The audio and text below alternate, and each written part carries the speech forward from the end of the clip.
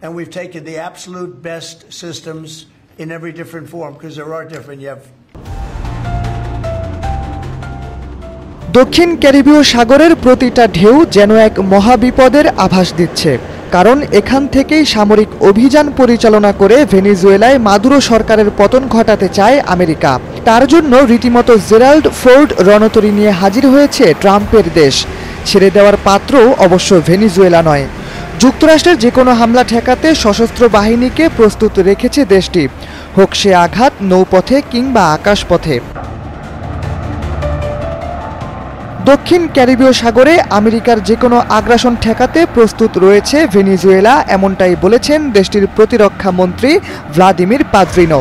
দেশটির সশস্ত্র বাহিনী থেকে শুরু করে পুলিশ, মিলিশিয়া ও সাধারণ মানুষও যুক্তরাষ্ট্রের আগ্রাসন প্রতিহত করবেন বলে জানিয়েছেন তিনি। বলেছেন, ক্যারিবীয় সাগর থেকে আসা যে কোনো মার্কিন আঘাত মোকাবেলায় স্থল, আকাশপথ, নৌপথে সেনা ও ক্ষেপণাস্ত্র পরিচালনা বাহিনীকে ব্যাপকভাবে মোতায়েন করা হয়েছে।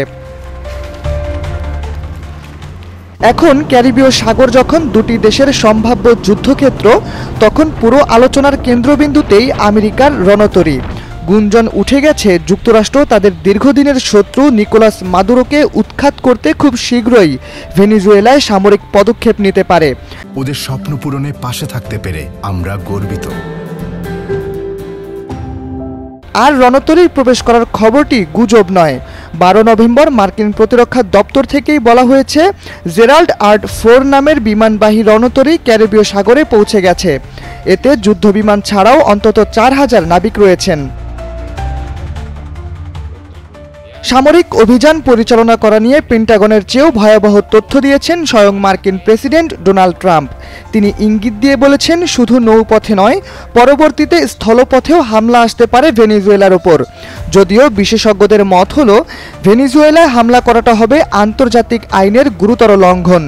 অবশ্য তার দিকে কোনো তোয়াক্কা করছেন না ট্রাম্প। তার দাবি, অবৈধ মাদক পাচার বন্ধ এবং দেশের সুরক্ষা নিশ্চিত করতে ক্যারিবিয়ান সাগরে সেনা মোতায়েন করা হয়েছে। Copper wire into glass wire into other types of wire, and if you knew anything, you know copper wire doesn't work with glass. তবে এই ইস্যুতে মাদুরো ও ভেনেজুয়েলার ভাষ্য হলো, যুক্তরাষ্ট্র তাদের সাম্রাজ্যবাদী লক্ষ্য পূরণের জন্য এই ধরনের কর্মকাণ্ড চালাচ্ছে। তবে যুক্তরাষ্ট্র বলছে তা নয়। ট্রাম্পের কয়েকজন কর্মকর্তার অভিযোগ হলো, ট্রেন দে আরাগুয়া নামে ভেনেজুয়েলার একটি গ্যাংয়ের কার্যক্রমের সাথে সরাসরি জড়িত আছেন মাদুরো। তাদের নির্মূল করাই মার্কিন সেনাদের লক্ষ্য। তবে যুক্তরাষ্ট্র ভেনেজুয়েলায় হামলা করার অধিকার রাখে কিনা তা নিয়ে যুক্তরাষ্ট্রের ভেতরেই তৈরি হয়েছে দোটানা।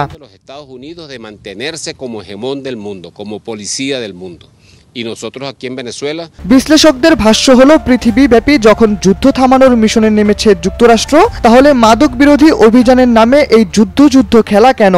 যুক্তরাষ্ট্র ভিত্তিক গবেষণা প্রতিষ্ঠান ইউগভের সাম্প্রতিক এক জরিপে দেখা গেছে, যুক্তরাষ্ট্রের প্রায় 47% মানুষ ভেনেজুয়েলার ভূখণ্ডে স্থল হামলার বিরোধিতা করেছেন।